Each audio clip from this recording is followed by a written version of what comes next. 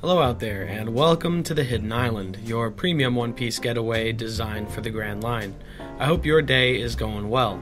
Mine sure is, because a very interesting thought worked its way into my mind earlier today, and if 2022 truly is the end of the Wano arc, then I get the feeling that this will be a hot topic in about a year from now. Dracul Mihawk, strongest swordsman in the world, a man standing at the pinnacle of power and Zoro's ultimate opponent. There isn't really much to say about this guy that hasn't already been said since, much like Shanks, his screen time has been rather limited. However, recent events, more specifically the abolishment of the warlord system, got me thinking about how this brooding Castlevania character might tie into the rest of the story. But before we do, if you enjoy our discussion today, please give us a like and subscribe to keep the music alive. Every little bit counts, and more subs equals more content. And for those of you who just did, I love you. Okay, so Mihawk is a pirate, right? But he doesn't really do much of anything all day. He kind of just sits around and drinks wine and kills his boredom. While other pirates set out to find treasure, cause trouble, and claim territory, Mihawk pretty much wanders around by himself doing nothing special. By the nature of his title as the strongest swordsman, he probably has no issues attracting challengers for duels, but the problem is that no one can stack up to his level of skill. So the result is a very powerful, but also very bored man. Mihawk is a textbook example of the saying, "It's lonely at the top," and thus it wouldn't be strange to see him floating around aimlessly on the ocean, taking a nap, or back at his castle, lounging around, drinking wine and reading the newspaper. But what I do find strange is that, like we said earlier, he is considered a pirate. You've probably noticed by now that he doesn't have a pirate flag, a pirate ship, a pirate crew, nor does he engage in any swashbuckling pirate activities. And what I find myself asking every time this subject comes up is why? Why does Mihawk roll solo? Is he flexing on everyone? Is it because he's a warlord? I don't think so. The warlord status didn't stop the others from having their own crew, so what is it? I think I may have an answer. I believe that the explanation here is that Mihawk used to be a part of another pirate crew, not captain of his own, but rather a member of someone else's. If he was captain, for instance, then his crew likely would have followed him into his foray as a warlord, but currently he has no companions with him. Could be wrong here, but he hasn't shown himself to be the type of person to lead others. He's actually quite dismissive and antisocial. He tends to prefer being alone and only acts when his job requires him to. These are qualities more suited for someone who is part of a crew or team than for someone running the show. So in the case where Mihawk was part of a crew and then left to be on his own, that would explain the lack of followers or a ship or a crew identity despite his notoriety as a pirate, because they simply do not or no longer exist. He is currently a pirate without a pirate crew, kinda like how Luffy was before he met Zoro. But with the loss of his title as a warlord and his comfy arrangement with the world government coming to an end, it's possible that all this will be changing soon. I think he may even return to his old comrades. And who might these comrades be? Well, let's take a step back and recreate our scenario here. Let's say that our good friend Hawkeyes was once a member of another pirate's crew. Let's say that at some point before the story began, Mihawk's relationship with his crew and captain soured. Let's say that Mihawk then decided to leave, and the man strong enough to have led him up until now would no longer be his captain but his rival instead. Imagine a scenario where these two men would then engage in a famous duel, known the world over, in a fight for the right to call themselves the strongest. Yes, I believe that Mihawk was at one point a member of the Red Hair Pirates. While we're at it, I think Oda has had this in mind for quite a long time, maybe even as far back as East Blue. I mean, Dracul here isn't the kind of guy to hang out with people. We never see him engage with anyone for longer than a couple words unless they happen to be Zoro, or if they happen to be a certain captain. The linchpin in this idea is the scene during Loguetown where Mihawk visits the Red Hair Pirates. The entire crew on the island flips their lid when he arrives. They are clearly well aware of Mihawk's capabilities and history with their captain, and I'd wager this is not the first time they've been around the guy. They lead him over to Shanks, and the two address each other on rather standoffish but casual terms, as if they've spoken like this to each other many times before. Not only did Mihawk know exactly where to find the red hair pirates, but he goes all the way over there specifically just to talk with Shanks about Luffy and Zoro. He recalls a story regarding Luffy that Shanks, quote, told him long ago, implying they were still on speaking terms back then, or should I say storytelling terms, despite Shanks already having lost his arm at the time. Their relationship clearly goes deeper than just an old rivalry. They're friends. Shanks even casually calls the strongest swordsman on the planet a dumbass, or fool depending on the translation, and then immediately after somehow ropes him into a party with his crew. This scene was even expanded in the anime, with Shanks practically slapping a drink in his hand and Mihawk just kinda plays along.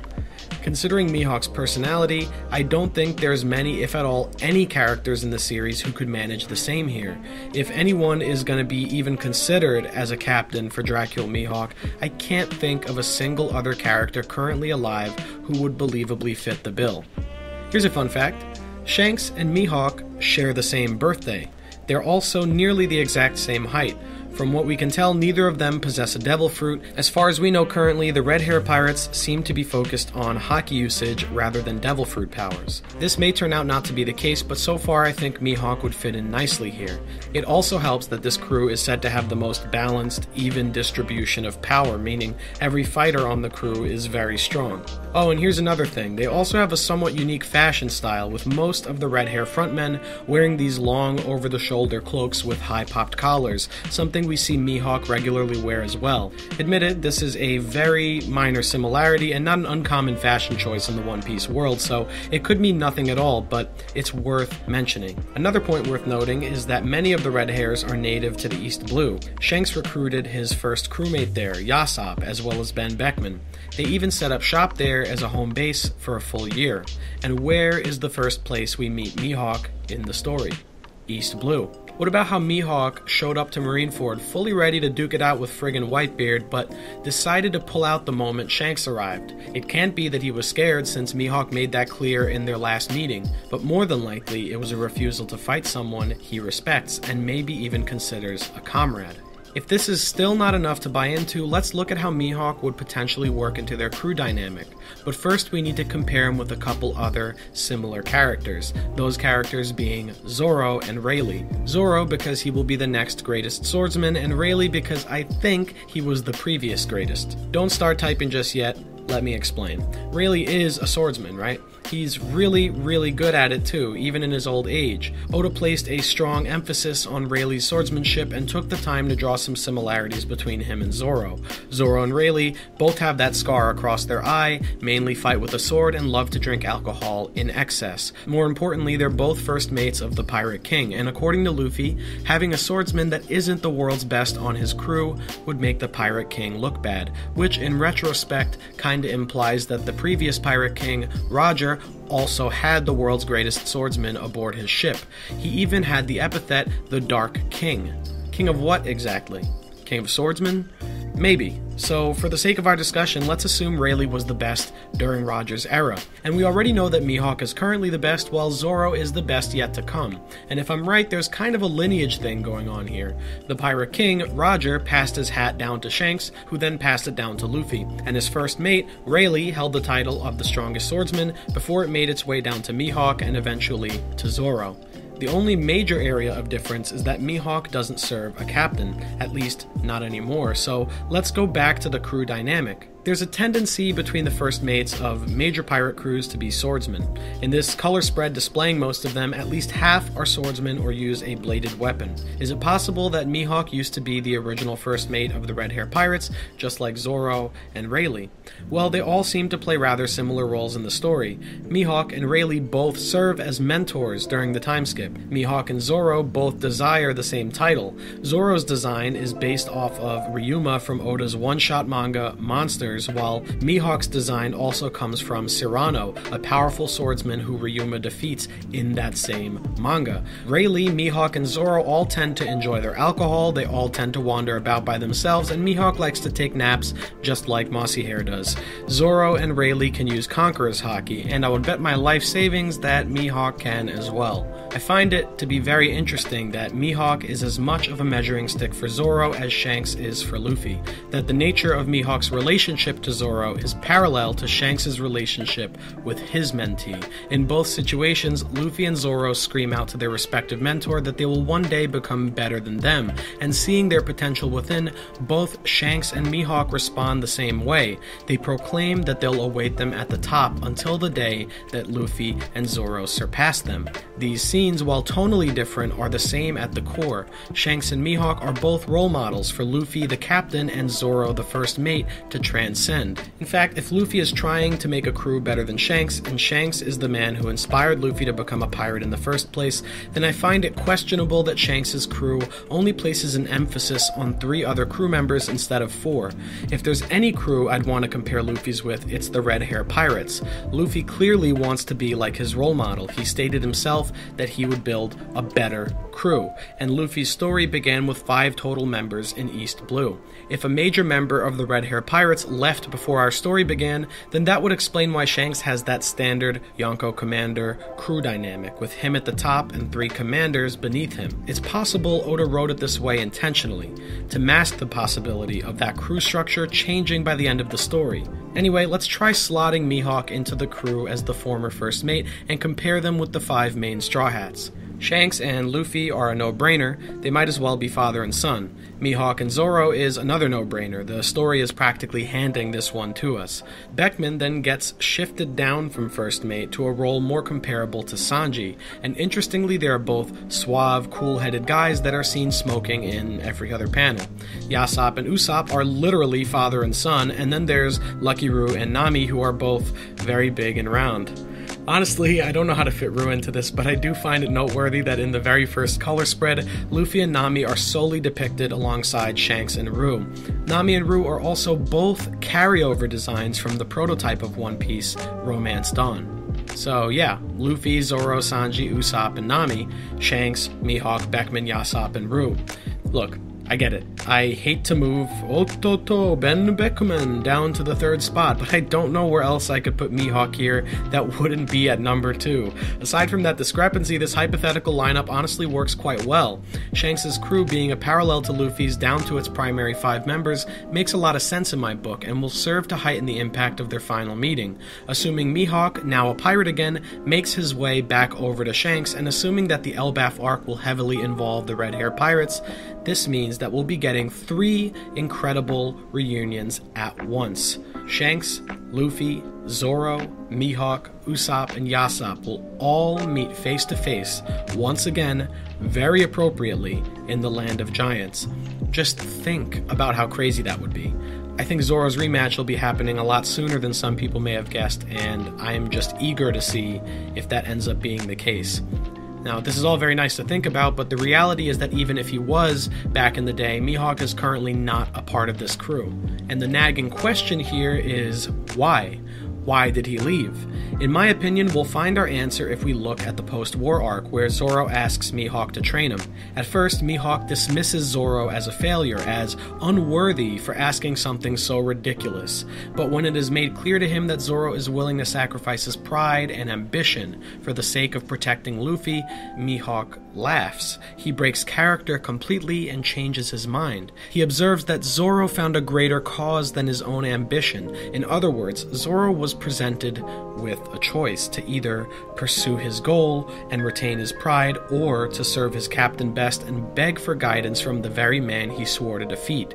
But the important line is the one that comes after, where Mihawk recognizes that Zoro can only make a choice or sacrifice his pride for the sake of another person. He regards this as clumsy and markedly different from himself. He refers to Zoro, saying "men like you," as if he has familiarity with people of that type. And what do you know, Mihawk's mentality here is in direct contrast with Shanks, who is the first person to demonstrate this same selflessness at the beginning of the story. He has no issue with people wronging him, but will jump into action in order to protect his friends. Mihawk seems to take a different approach. He sees friendship as subordinate to one's own pride and ambition. He'd rather be alone, as he is not willing to throw away his ambition for the sake of another. But Shanks would, and maybe this is why Mihawk did a 180 on training Zoro, because his selfless decision to throw his pride away echoes the nature of his former comrade, that Zoro's strength of will to put his ambition beside him for another person's dream is something Mihawk has come to respect, maybe because Mihawk doesn't have that strength within himself. What's the point I'm making? Well, I've come to believe that Mihawk was once presented with a similar choice. His ambition or his captain's. Let's use some imagination for a second. Mihawk presumably wanted to be the best swordsman in the world. He was capable of beating anyone on the other end of his sword. He struggled and climbed his way to the top, all in pursuit of his ambition, his dream. And when he got there, he finally found the one person he wasn't willing to defeat, his very own captain. Shanks is also a world-class swordsman, someone so powerful that he was the only real obstacle left in Mihawk's way. But he can't just duel his own captain, not in a battle of life or death as is customary with those wielding a sword. The title of greatest swordsman hung in the balance between these two people. Shanks was in his way, and Mihawk was at a crossroads. He was presented with a choice: my dream or his dream. Leave the crew, fight Shanks, and become the best, or stay, throw away my ambition, and serve my captain. Mihawk made the opposite choice that Zoro did. He did not let anything get in the way of his goal. He chose himself, famously dueling with his captain, becoming the best, and now he sails the seas alone. From the beginning of One Piece, Zoro has likewise threatened to leave the crew on multiple occasions should being there get in the way of his dream. But as the story goes on, he has changed. Zoro slowly transforms from a lone wolf into Luffy's best friend. He begins to find value in the dreams of others and believes in Luffy as much as he believes in himself. He becomes a man willing to set aside his pride for the sake of another's dream, and in this way, he has already surpassed Mihawk. All that's left is a duel to settle the rest. And that's all we got for now. Thank you all for landing once again on the Hidden Island. Please let me know what you think of this in the comments below. I am very ready to see the theories you guys come up with. Anyway, I wish you a great rest of your day. Till next time, folks.